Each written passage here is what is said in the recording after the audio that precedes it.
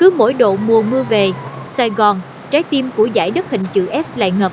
Chỉ cần mưa lớn vài tiếng không dứt, khắp các đường phố Sài Gòn ngập nước, ách tắc giao thông và hư hỏng nhiều phương tiện, ảnh hưởng rất lớn đến cuộc sống của người dân. Mưa cả ngày thì sẽ là nỗi kinh hoàng của người dân. Còn với những người dân sống trên độ cao 1.500m so với mực nước biển ở làng Mawsynram thì sao khi nơi đây mưa nhiều quanh năm? Sau đây chúng ta hãy cùng kênh Nhất Thế Giới khám phá ngôi làng bí ẩn ở Ấn Độ, nơi ẩm ướt nhất trên trái đất nhé. Do đó, nếu bạn vẫn đang cảm thấy tò mò và hiếu kỳ thì hãy xem tiếp video và đừng quên nhấn nút đăng ký kênh để tiếp tục theo dõi các video hấp dẫn khác của kênh Nhất Thế Giới nhé. Mawsynram là cụm xóm làng nhỏ bé của vùng Khast Hill ở Đông Bắc Ấn Độ, nằm trên cao nguyên có độ cao 1.491m so với mực nước biển. Được đón nhận lượng hơi ẩm cực lớn từ vịnh Bengal, lượng mưa trung bình hàng năm ở Mawsynram lên tới 11.871mm, Hà Nội là khoảng 1.800mm. Nằm ở độ cao 1.400m, Mawsynram nằm trên đỉnh một sườn núi ở sườn phía nam của ngọn đồi Khast phía đông. Tuyến đường đến làng có tầm nhìn tuyệt đẹp ra thác nước và vùng nông thôn được mưa rửa sạch. Khi bạn đi vài km ra khỏi đường cao tốc Shillong, một lớp sương mù dày đặc bắt đầu bao phủ, làm giảm tầm nhìn nhanh chóng, có khi chỉ còn 10m. Sau đó, con đường ngoằn ngoèo dọc theo sườn núi dốc để dẫn bạn đến biển chỉ dẫn có ghi phân khu Mawsynram. Cách đó một đoạn ngắn, bạn sẽ được chào đón bằng những cơn mưa rào nhẹ hoặc mưa lớn, tùy theo mùa. Nằm cách đó khoảng 16 km, thị trấn Cherrapunji, thường được dân địa phương gọi là Sohra, là nơi ẩm ướt nhì trên đất liền. Theo BBC, lượng mưa trung bình ở thị trấn này thấp hơn Mawsynram 100mm, nhưng đến nay đây vẫn là nơi có tháng ẩm ướt nhất và năm ẩm ướt nhất mà thế giới từng ghi nhận. Được cho là nơi ẩm ướt nhất thế giới, Mawsynram đã vượt qua người hàng xóm Sohra để chiếm vị trí hàng đầu trong kỷ lục Guinness thế giới.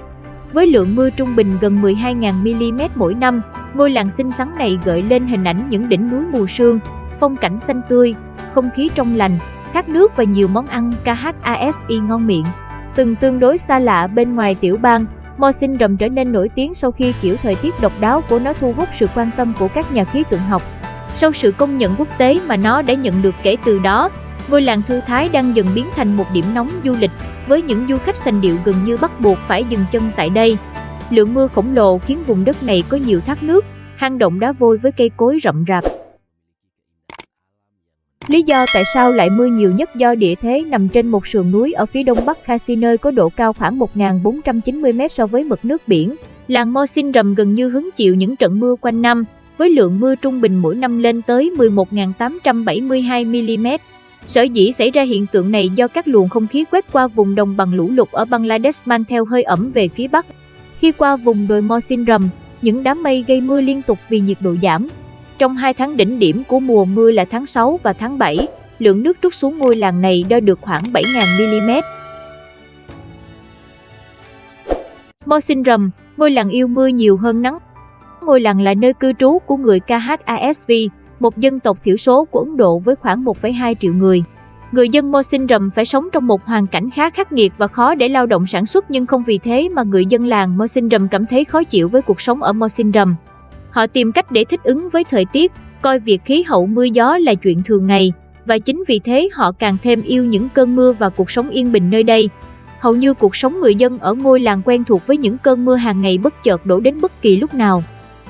Những ánh nắng là điều khá xa xỉ đối với người dân nơi đây. Người dân ở đây tương tác với nước mưa và ẩm ướt nhiều hơn tần suất nhìn thấy ánh sáng mặt trời. Bởi vì địa hình khá cao nên khi đứng ở ngôi làng, du khách có cảm giác chạm được lên bầu trời là chuyện bình thường.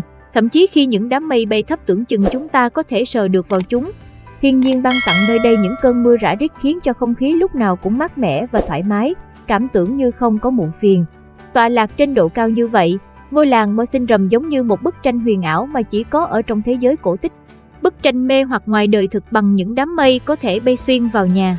Các ngôi nhà thấp thoáng ẩn hiện trong bóng mây liên tục, những ngôi nhà nằm ở khu vực thấp hơn có thể bị đám mây nuốt chửng.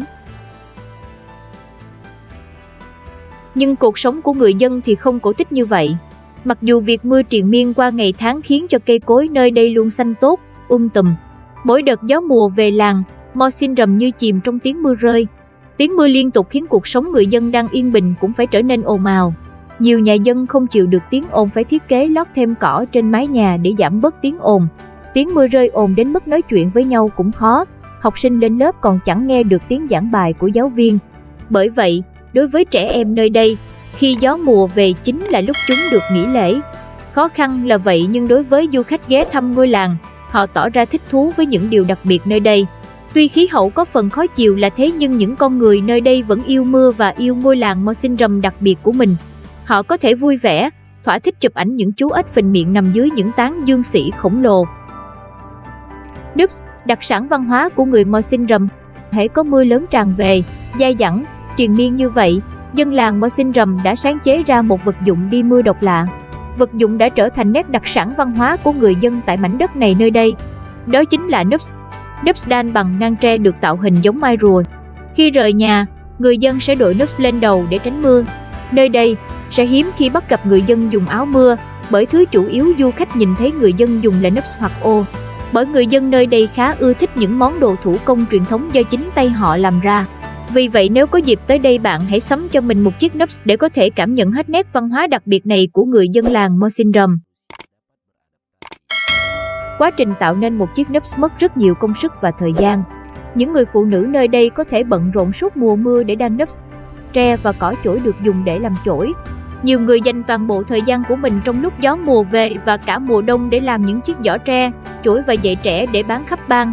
Tưởng chừng người dân nơi đây sẽ cảm thấy bất mãn khi phải chịu đựng kiểu thời tiết như vậy. Họ tìm cách để thích ứng với khí hậu nơi đây. Ngôi làng Mawsynram và người dân bình thản đón nhận những cơn mưa như trước nhiều ngày. Mawsynram không phải mưa cả năm lúc tháng gió mùa qua đi, thời gian còn lại người dân lại phải đối mặt với tình trạng khô cằn thiếu nước trầm trọng. Đặc biệt là mùa đông, đó còn là điều tồi tệ hơn so với việc đón nhận những cơn mưa dịu mát.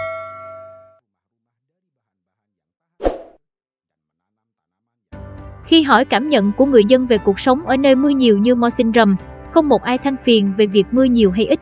Bởi dù sao cuộc sống vẫn sẽ tiếp diễn, giống như chàng trai Winchester Lincoln nói rằng, chúng tôi không nghĩ về điều đó khi phải làm việc. Người dân làng Mawsynram vẫn miệt mài, cần mẫn và chăm chỉ lao động hăng say. Với họ, được sinh sống ở nơi này đã là một đặc biệt vì thế họ chẳng phải lo lắng hay sợ hãi điều gì, mà họ còn cảm giác như mình là người khác lạ so với những người khác. Đối với khí hậu mưa ẩm ướt, mỗi năm người dân đều phải dành hàng tháng trời để chuẩn bị cho mùa mưa kèm theo gió mùa tràn về. Việc dự trữ lương thực là một điều thiết yếu của mỗi hộ dân nơi đây. Mùa mưa kéo dài từ tháng 5 đến tháng 7. Vào thời gian này người dân đều hạn chế đi ra khỏi nhà và sử dụng những nguyên liệu để tích trữ để ăn uống sinh hoạt, còn phụ nữ thì sẽ đan Nups để kiếm sống. Bức tranh cổ tích ở ngoài đời thực. Ngôi làng Mawsynram là giấc mơ của những người yêu thiên nhiên và ưa khám phá. Nếu bạn là người yêu thiên nhiên và thích du lịch khám phá, bạn không thể bỏ lỡ một số địa điểm sau khi tới Mawsynram. Khi mưa tràn về, gió mùa tới, những thác nước trải dài vùng đất này tạo nên cảnh đẹp tuyệt sắc. Dòng nước từ trên thác đổ xuống trắng xóa tạo ra một kiệt tác không ngòi bút nào có thể lột tả vẻ đẹp đó. MAVK trong tiếng Kharsi có nghĩa là đá. Bởi vậy, ngôi làng này không chỉ là nơi có lượng mưa lớn nhất thế giới, mà nơi đây còn nổi tiếng với những hang động sa thạch chứa thạch nhũ lung linh, tiêu biểu là Kremburi. Nếu là người đam mê động vật hoang dã, du khách có thể đến Phlang Quan Rối và đi sâu vào rừng rậm để tận mắt chứng kiến quần thể vượn Hulok. Nằm ở độ cao gần 1.500m, những thác nước đẹp như tranh vẽ hòa quyện vào cảnh quan xanh tốt nơi đây tạo nên một thiên nhiên hùng vĩ. Đã đến với Mawsynram, ngoài những thác đá, các hang động độc đáo, du khách không thể không trải nghiệm dinh kiên de Inchiris. Những cây cầu sống độc nhất vô nhị được làm từ rễ cây cao su được xem là một trong những đặc điểm hấp dẫn và đẹp nhất của khu vực này. Nguyên liệu rễ cây để tạo nên cây cầu là họ chăm chút các rễ cây cao su cho tới khi mọc sang bờ bên kia. Hệ thống rễ cây phát triển theo năm tháng để làm kiên cố thêm cho cây cầu.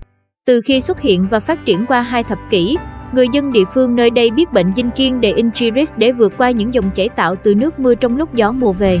Cây cầu này sẽ nối dài ở thung lũng mưa và có độ bền khá chắc chắn. Đây cũng sẽ là một trải nghiệm khó quên trong hành trình khám Mawsynram. Thời gian lý tưởng để bắt đầu hành trình khám phá vùng đất xinh đẹp Mawsynram đó là giữa tháng 9 và tháng 11. Nhiều thông tin cho rằng lượng mưa trong 2 tháng này ít nhất và thời tiết cũng dễ chịu nhất, rất thích hợp cho những hoạt động trải nghiệm khám phá. Tuy nhiên, nếu bạn tận hưởng những cơn mưa như trút và chứng kiến chúng càn quét làng Mawsynram thế nào, thì hãy đến đây vào mùa mưa. Chính nhờ sự khác biệt về thời tiết khiến nơi đây đã thu hút khá đông khách du lịch, tạo điều kiện cho người dân có thêm thu nhập. Hơn nữa, Những cơn mưa sẽ giúp họ tích trữ nước cho mùa khô vốn rất khắc nghiệt tại khu vực này. Khoảng 70% diện tích của ngôi làng Mosin Rầm là rừng xanh, bởi vậy Mosin Rầm luôn được che phủ bởi màu xanh mướt của cây cối và núi rừng. Điều đó tạo ra một bầu không khí trong lành và thoải mái cho khách du lịch tới nơi đây. Các bạn có thể chọn tour du lịch 2 ngày 1 đêm để khám phá Mosin Rầm với giá thành khoảng 85 đô la Mỹ. Hoặc có thể chọn hành trình dài 8 ngày 7 đêm gồm nhiều địa điểm tham quan nổi tiếng tại Mosin Rầm với giá thành khoảng 300 đô la Mỹ. Video hôm nay đến đây là kết thúc. Nếu các bạn cảm thấy video này hấp dẫn và hữu ích thì đừng quên đăng ký kênh, để lại bình luận bên dưới và chia sẻ video này giúp mình nhé. Xin chào và hẹn gặp lại các bạn ở các video tiếp theo.